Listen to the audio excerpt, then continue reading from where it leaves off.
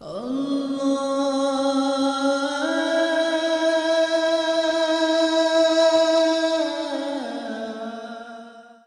باللہ من الشیطان الرجیم بسم اللہ الرحمن الرحیم۔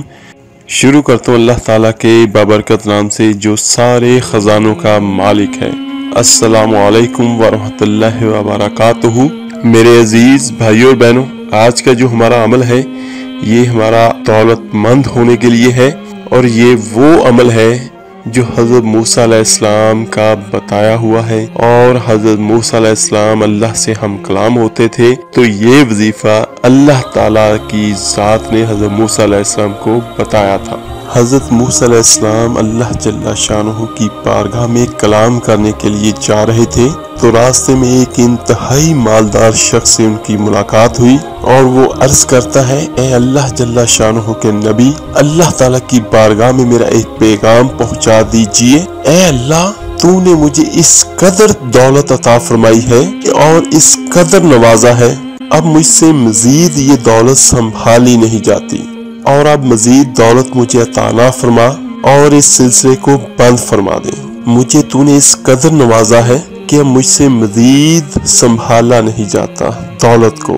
اور اسی دوران ایک انتہائی غریب شخص حضرت موسیٰ علیہ السلام سے ملا، جو زمین پر بیٹھا ہوا تھا، اور غربت کا عالم یہ تھا کہ سطر ڈھانپنے کے لیے بھی اس کے پاس کپڑے نہیں تھے، یہاں تک کہ زمین پہ بیٹھے ہوئے ریت سے اس نے اپنا سطر ڈھانپا ہوا تھا۔ انتہائی مفلس اور کلاش شخص تھا وہ، اور وہ بھی موسیٰ علیہ السلام سے عرض کرتا ہے، اے موسیٰ علیہ السلام، میرا پیغام بھی اللہ جل شانہ کی بارگاہ میں پہنچا دیجئے کہ مولا میری حالت بھی دیکھ، تو سب کو نوازتا ہے، اور مجھے کب عطا فرمائے گا، مجھے کب نوازے گا؟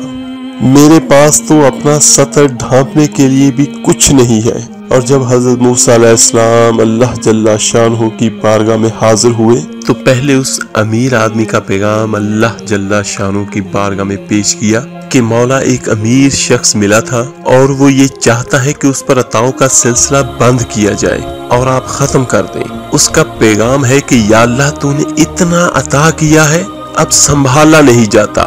تو اللہ جل شانہ نے ارشاد فرمایا، اے موسیٰ، میرے اس بندے کو میرا ایک پیغام دے دے کہ تو شکر ادا کرنا چھوڑ دے، میں تجھے عطا کرنا چھوڑ دوں گا۔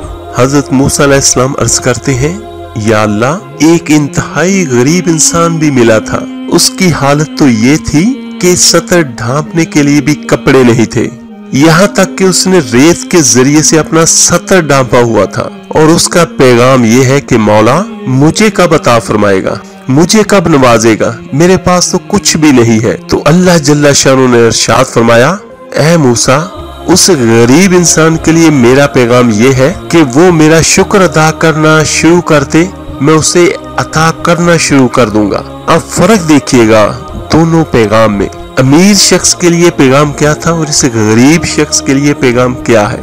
وہ امیر شخص اللہ جل شانہ کا شکر گزار بندہ تھا، تو اللہ جل شانہ فرمایا کہ اگر وہ میرا شکر ادا کرنا بند کر دیں تو میں عطا کرنے کا سلسلہ بند کر دوں گا۔ اور غریب شخص کے لیے پیغام کیا ہے کہ تو شکر ادا کرنا شروع کر دے، میں عطا کرنا شروع کر دوں گا۔ اب سیدنا موسیٰ علیہ السلام جب واپس آئے تو اس امیر شخص نے پوچھا، اے اللہ کے نبی، کیا میرا پیغام اللہ جل شانہ کی بارگاہ میں پہنچایا تھا؟ تو حضرت موسیٰ علیہ السلام نے فرمایا، ہاں پہنچایا تھا۔ اور اللہ جل شانہ نے ارشاد فرمایا کہ میرے بندے کو بتا دے، اگر تو میرا شکر ادا کرنا چھوڑ دے گا تو میں تجھے عطا کرنا چھوڑ دوں گا۔ تو امیر شخص نے جواب دیا، ہے موسیٰ علیہ السلام، یہ کیسے ہو سکتا ہے؟ ذرا اس امیر آدمی کے جواب پر غور کیجیے گا میرے عزیز بھائیوں اور بہنوں۔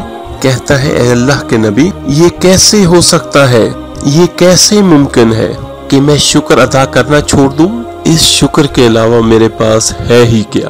جب میرے پاس کچھ نہیں تھا تو اس وقت بھی شکر کی دولت تھی۔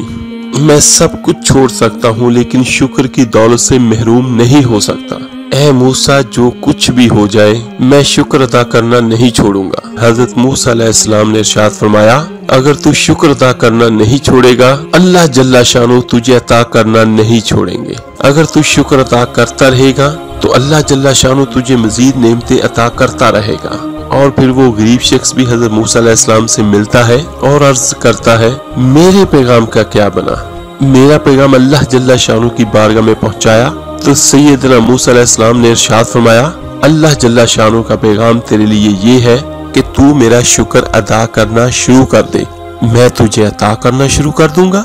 तो उस शख्स ने फौरन जवाब दिया, ए अल्लाह के नबी, मेरे पास है ही क्या, मैं किस बात पे शुक्र अदा करूं, मेरे पास है क्या, मेरे पास कुछ भी नहीं है, मुझे अल्लाह ताला ने दिया ही क्या है कि मैं शुक्र अदा करूं। मैं तो अपना सतर भी इस रेत से ढांप कर बैठा हुआ हूँ, मेरे पास है ही क्या कि मैं शुक्र अदा करूं।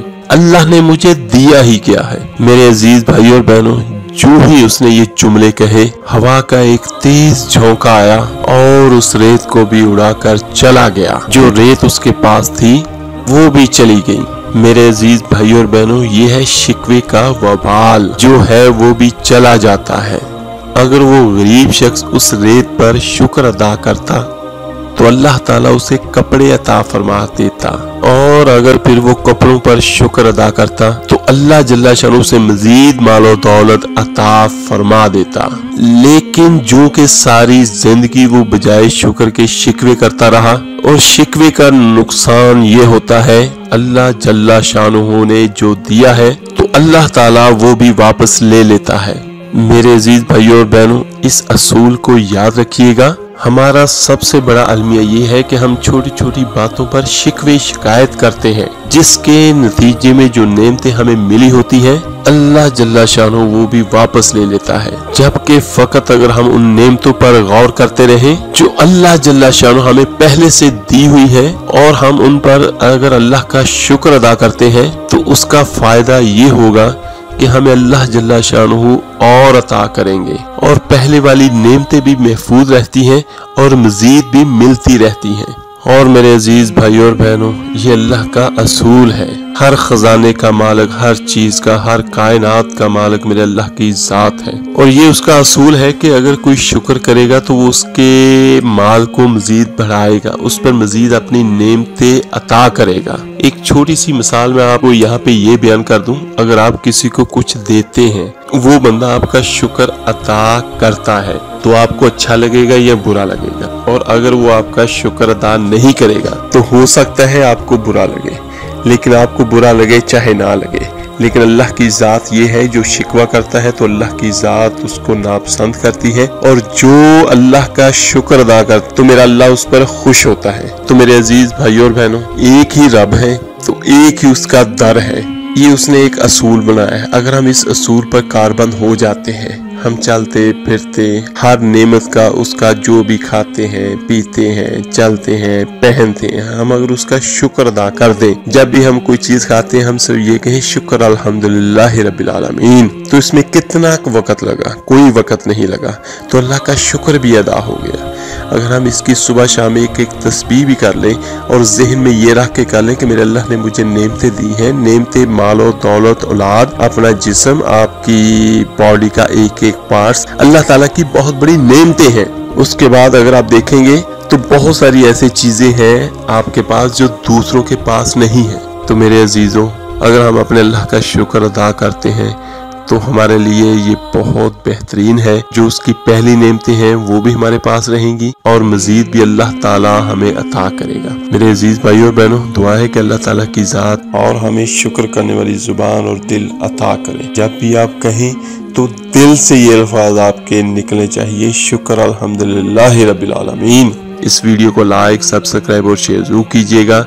आपके एक शेयर करने से जो कि अल्लाह का नाम पड़ेगा, अल्लाह का कलाम सुनेगा, उसका स्वाब, उसका अजर आपको, मुझे, हम सबको मिलेगा। चले मेरे अजीज भाइयों बहनों, मिलते हैं जल्दी इंशाअल्लाह ताला एक नए वजीफे और अमल के साथ। अपना बहुत बहुत ख्याल रखिएगा। अल्लाह हाफिज।